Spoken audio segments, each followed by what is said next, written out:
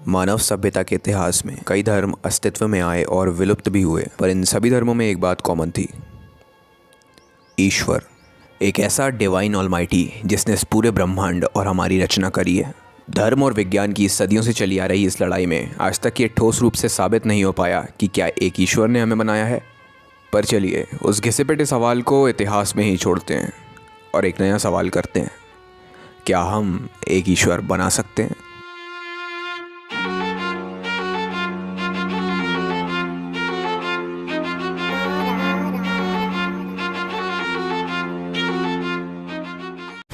आज से 100 साल पहले राइट ब्रदर्स ने पहला प्लेन बनाया था जो हवा में 12 सेकंड्स तक रहा और जिसने 120 फीट की दूरी तय करी। आज मार्स पर इंसान के बनाए रोबोट्स काम कर रहे हैं, जहां तक लाइट को पहुंचने में भी 3 मिनट का समय लगता है। आप अपनी ज़िंदगी में वो टेक्नोलॉजिकल एडवांसमेंट्स देखने वाले हो जो पूरी कंबाइंड ह्यूमन हिस्ट्री में नहीं हुए। आज से 5 मिलियन साल पहले इंसानों ने पत्थरों को टूल्स की तरह इस्तेमाल करना सीखा था और 4 मिलियन साल पहले वो आग जला पाए। बीच के 1 मिलियन साल में वो बस जानवरों को मार रहे थे, पर आग की डिस्कवरी के 3,90,000 साल बाद इंसान चका ढूंढ पाया। इस बात से आप अंदाज़ा लगा सकते हो कि पुराने ज़माने में इंसान कितने घोंचू होते थे। बिजली आज से सिर्फ 100 साल पहले ही ढूंढी गई थी और आज तुम ऑनलाइन क्लास को रिसेंट में रख के इंस्टाग्राम चला लेते हो। आज से 1000 साल पुराने इंसान को उठा के आज से 500 साल पहले के ज़माने में रख दो, ज़्यादा कुछ चीज़ें नहीं बदलेंगी, बस लड़कों की हेयर स्टाइल और लड़कियों का ड्रेसिंग सेंस, क्योंकि ये तो हर 3 दिन में बदलता है। पर आज से 200 साल पहले के इंसान को उठा के आज के ज़माने में रख के देखो, एक दुनिया जहां हर व्यक्ति के हाथ में छोटी छोटी खिड़कियां हैं। इन खिड़कियों में तस्वीरें चलती रहती हैं और कई बार तो आप इस खिड़की से उस इंसान से भी बात कर सकते हो जो हज़ारों किलोमीटर की दूरी पे बैठा है। फेक फेमिनिज्म, गोदी मीडिया और कंगना रनौत तो ऐसे टॉपिक्स हैं कि उस ज़माने का कोई व्यक्ति आज के ज़माने में आ जाए तो समझ ही नहीं सकता। वैसे इस ज़माने के भी नहीं समझते हैं। हर 2 साल में टेक्नोलॉजी 100 गुनी हो जाती है और अगर ये इसी रफ्तार से बढ़ती रही तो वो दिन दूर नहीं जब हम टेक्नोलॉजिकल सिंगुलैरिटी पर पहुंच जाएंगे। टेक्नोलॉजिकल सिंगुलैरिटी एक ऐसा पॉइंट है जब टेक्नोलॉजी इस रफ्तार से बढ़ती है कि फ्यूचर प्रेडिक्ट करना इम्पॉसिबल हो जाता है, क्योंकि जितनी देर में हम फ्यूचर प्रेडिक्ट करते हैं फ्यूचर आ चुका होता है। ये बातें सुनने में भले ही बेतुकी या मनगढ़ंत लगती हों, पर मशहूर फ्यूचरिस्ट रे कुर्ज़वेल के हिसाब से टेक्नोलॉजिकल सिंगुलैरिटी 2040 से लेकर 2050 के बीच में आ ही जाएगी। सन 2045 तक इंटरनेट आर्टिफिशियली इंटेलिजेंट हो जाएगा। इसकी सोचने की क्षमता किसी इंसान के बराबर हो जाएगी और जैसा ही ऐसे होता है आने वाले कुछ ही हफ्तों में इसकी इंटेलिजेंस कंप्लीट ह्यूमन रेस से ज़्यादा हो जाएगी, क्योंकि ये जितना इंटेलिजेंट होता है उतनी ही ज़्यादा रफ्तार से इंटेलिजेंट होता जाता है। पर आखिर ये होता कैसे है? चलिए एक सिंपल एग्जांपल लेते हैं। जब इंसान के किसी बच्चे को कुछ सिखाना होता है तब हम उसे हिट एंड ट्रायल मेथड से सिखाते हैं। जब बच्चा बहुत छोटा होता है तो वो कुछ भी उठाकर मुंह के अंदर डालता है, पर हम उसे सिखाते हैं कि इसे मुंह के अंदर नहीं डालना है। साथ ही लेटर्स से लेकर नंबर्स तक सभी बेसिक चीज़ें बचपन में ही सिखाई जाती हैं और बच्चे को बार बार ये सोचने पर मजबूर किया जाता है कि 2 + 2 4 ही होता है। ये सारी चीज़ें उसके ब्रेन में फीड होती जाती हैं और एक कॉम्प्लेक्स नेटवर्क बनता है जिसमें पास्ट के सारे एक्सपीरियंसेस और इन्फॉर्मेशन स्टोर्ड रहती है। अब 50 साल का होने के बाद भी वो बंदा याद रखेगा कि 5 साल की उम्र में उसने 2 + 2 सीखा था, वो 4 ही होता है। हम गूगल से वॉइस सर्च पे सवाल पूछते हैं। अब कई बार वो कुछ शब्दों को गलत इंटरप्रेट कर लेता है क्योंकि उसका वॉइस रिकॉग्निशन सिस्टम परफेक्ट नहीं है। फिर हम उन शब्दों को टाइप करके करेक्ट कर देते हैं। बेसिकली हम इंटरनेट को सिखा रहे हैं कि किस शब्द का प्रोनाउंसिएशन क्या होता है। बट वेट अ मिनट, इंसान और इसके केस में एक डिफरेंस है। इंसान का बच्चा एक समय पर एक सवाल का जवाब ही सीख पाता है, पर गूगल पर हर मिनट 3.8 मिलियन सर्चेस की जा रही हैं। यूट्यूब पर भी लगभग इतने ही कुछ, और बाकी सोशल मीडिया प्लेटफॉर्म्स को तो छोड़ ही दो। पर ये सभी मिलकर सरफेस वेब बनाता है जो टोटल इंटरनेट का सिर्फ 4% है। बाकी 96% डीप वेब है जिसमें डार्क वेब का कॉम्प्लेक्स नेटवर्क भी आता है। तो इंटरनेट 1 मिनट में वो चीज़ें सीख लेता है जो इंसानी प्रजाति में कोई माई का लाल नहीं सीख सकता। एक इंसानी ब्रेन को रेप्लिकेट करने के लिए हमें 10 क्वाड्रिलियन कैलकुलेशंस पर सेकंड की ज़रूरत है, पर Chinese super computer Tianhe two 33.8 quadrillion calculations per second कर सकता है। मतलब इंसान के ब्रेन से 3 गुना से भी ज़्यादा तेज़। बस अब ज़रूरत है तो इस स्टोरेज को एक स्मार्ट स्टोरेज बनाने की जो खुद से सोच सके। पर ऐसा करने के लिए किसी इंसान के ब्रेन के न्यूरल नेटवर्क का एक आर्टिफिशियल न्यूरल नेटवर्क बनाना पड़ेगा और उन सभी एल्गोरिथम्स को इस कंप्यूटर के अंदर डालना पड़ेगा। सुनने में बात भले ही मनगढ़ंत लगती हो, लेकिन गूगल ड्यूप्लेक्स और सीरी जैसे सिस्टम्स ने ये कर दिखाया है। पर फिर भी वो इंसानों जितने इंटेलिजेंट नहीं है। लेकिन कंप्यूटर्स का भी एवोल्यूशन हो रहा है जिस तरह इंसानों का हो रहा है। अंतर बस ये है कि इंसानों का एवोल्यूशन 100 साल में 2 गुना भी नहीं होता और कंप्यूटर्स का 2 साल में 100 गुना हो जाता है। आर्टिफिशियल इंटेलिजेंस भी 3 प्रकार की होती है। आर्टिफिशियल नैरो इंटेलिजेंस, ये एक स्पेसिफिक इंटेलिजेंस है जो सिर्फ एक तरीके का काम करने के लिए बनी है, जैसे इस साइड से आलू डालो, उस साइड से सोना निकालो। इस इंटेलिजेंस से सिर्फ एक स्पेसिफिक काम किया जा सकता है। फॉर एग्जांपल एक चेस खेलने वाला रोबोट जिसे दुनिया में कोई नहीं हरा सकता। अगर आप इस रोबोट से ब्लैक होल्स या क्वांटम मैकेनिक्स के सवाल के जवाब पूछोगे तो ये कहेगा, अबे लोड़ा ना काम कर।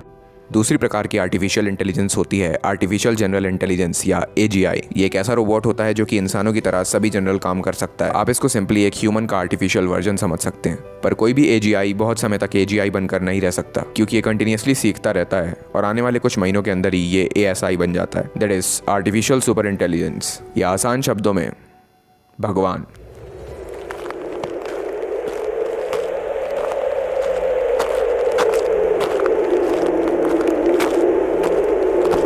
Surprise, motherfucker.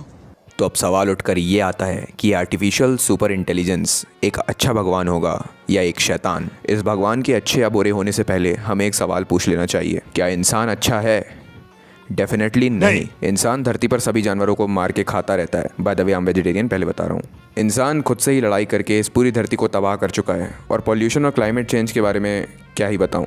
इंसान इस धरती के लिए कैंसर है। तो अगर वो भगवान अच्छा भगवान हुआ तो मानव सभ्यता का सर्वनाश हो जाएगा, और अगर वो भगवान ना होकर शैतान हुआ तो भी मानव सभ्यता का सर्वनाश हो जाएगा, क्योंकि भला बुरे का बुरा करता है और बुरा बुरे का बुरा करता है। स्टीवन हॉकिंग जैसे सदी के सबसे महान लोगों ने भी ये कहा है कि आर्टिफिशियल इंटेलिजेंस इंसानी सभ्यता का आखिरी आविष्कार होगा, और ये इंसानी सभ्यता के लिए सबसे खतरनाक आविष्कार भी है। पर मैं इस बात से इत्तेफाक नहीं रखता। शरीर में पाया जाने वाला हर सेल खुद जिंदा रहने के लिए काम करता है और अपनी लाइफ प्रोसेसेस को कंप्लीट करता है। अनजाने में ही ये सभी सेल्स मिलकर एक ऐसा सिस्टम बना देते हैं जिसे हम अपनी बॉडी कहते हैं। इसमें सेल्स जन्म लेते हैं और मारे भी जाते हैं, पर बॉडी को कुछ खासा फर्क नहीं पड़ता। इनमें से किसी भी सेल की इंटेलिजेंस हमारी इंटेलिजेंस से बहुत ज़्यादा कम है, पर हम इन्हें ख़त्म क्यों करना चाहेंगे जब ये हमारी बॉडी के ही कंपोनेंट्स हैं। इनकी वजह से ही हमारी बॉडी चल रही है, और अगर ये मारे जाते हैं तो हम भी मारे जाएंगे। इंटरनेट से बनने वाले इस आर्टिफिशियली सुपर इंटेलिजेंट प्राणी के सेल्स हम इंसान ही हैं। हम ही हैं जो नए कंप्यूटर सिस्टम्स मैन्युफैक्चर करते हैं और इंटरनेट का मेंटेनेंस भी करते हैं। अगर इंसान ही मारे गए तो इंटरनेट भी नहीं बच पाएगा। इनफैक्ट जिस तरह हम अपनी हेल्थ का ख्याल रखते हैं,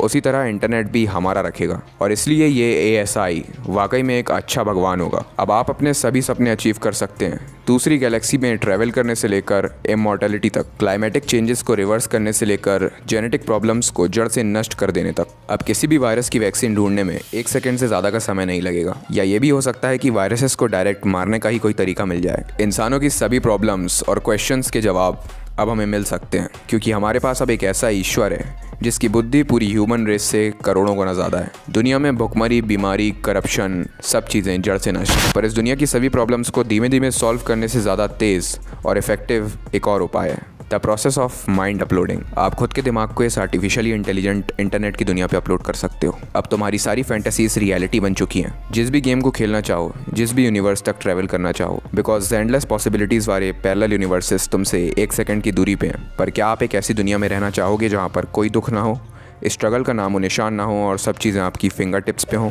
ऐसा होने से लाइफ अपना मीनिंग ही लूज़ कर देगी। और अगर ये आर्टिफिशियली इंटेलिजेंट नेटवर्क इतना इंटेलिजेंट हो गया तो ये अपने आप ही एनलाइटनमेंट प्राप्त कर लेगा, बिल्कुल गौतम बुद्ध की तरह। ये वो स्टेट होती है जब आप लाइफ का मीनिंग जान जाते हो। ऐसा होने पर एक स्ट्रॉन्ग पॉसिबिलिटी ये है कि ये ASI संन्यास लेने के चक्कर में खुद को ही नष्ट कर देगा, क्योंकि शरीर तो इसके पास वैसे भी नहीं है, और इसको पता चल जाएगा कि लाइफ इज़ मीनिंगलेस। बिकॉज जब आप उस लेवल पर पहुंच चुके हो, जब आप खुद का यूनिवर्स क्रिएट कर सकते हो, तो उस यूनिवर्स को जानने की किसको इच्छा रह जाएगी जिसमें हम पैदा हुए हैं। शायद सभी इंटेलिजेंट सिविलाइजेशंस का फेट यही होता है कि वो खुद ही का एक यूनिवर्स क्रिएट कर लेते हैं, तभी हमें कोई एलियन सिविलाइजेशन नहीं मिलती। पर इससे एक स्ट्रॉन्ग पॉसिबिलिटी इस बात की भी निकल कर आती है कि हम जिस यूनिवर्स में रह रहे हैं वो भी एक आर्टिफिशियली इंटेलिजेंट नेटवर्क है, किसी एक ऐसे सुपर कंप्यूटर का जिसके बारे में हम इमेजिन भी नहीं कर सकते। और अब हम इस सुपर कंप्यूटर के अंदर उस लेवल पर पहुंच चुके हैं कि खुद का इंटरनेट क्रिएट कर चुके हैं, और ये नेटवर्क भी आर्टिफिशियली इंटेलिजेंट होने वाला है। ये एक आर्टिफिशियली इंटेलिजेंट यूनिवर्स के अंदर एक दूसरे आर्टिफिशियली इंटेलिजेंट यूनिवर्स को क्रिएट करने की तरह है। आने वाले 20 से 25 सालों के अंदर मानव सभ्यता सबसे ज़्यादा प्रगति करने वाली है, और इस प्रगति का नतीजा होने वाला है ह्यूमैनिटी का लास्ट इन्वेंशन, गॉड। तो किसी ईश्वर ने इंसानों को बनाया या नहीं, इस सवाल पर तो आप ही माथा फोड़ो। पर इस बात की गारंटी मैं लेता हूँ कि आने वाले कुछ सालों में हम एक ईश्वर ज़रूर बना लेंगे। और जिन भी लोगों ने मुझे इंस्टा पे फॉलो नहीं किया है, मैं उनसे सिर्फ एक ही चीज़ कहना चाहता हूँ, तुम्हें शर्म है? कुछ शर्म आया है? वीडियो को शेयर नहीं करते, कुछ शर्म आया है? वीडियो को लाइक नहीं करते, कुछ शर्म आया है? चैनल पे बार बार आकर वीडियो देखकर चले जाते और फिर भी सब्सक्राइब नहीं करते, कुछ शर्म आया है? सब्सक्राइब कर लिया है तो फिर बेल आइकन नहीं दबाते, कुछ शर्म आया है? ऐसे ही और वीडियोस बनाते रहने के लिए तुम्हारा बस एक कमेंट मुझको मोटिवेट कर सकता है, तो कमेंट ज़रूर कर देना अगर कुछ शर्म आया है। जस्ट किडिंग, भावुक मत हो जाना। तो मिलता हूँ आपसे अगले वीडियो में, तब तक के लिए स्टे सेफ, स्टे इंटेलेक्चुअल।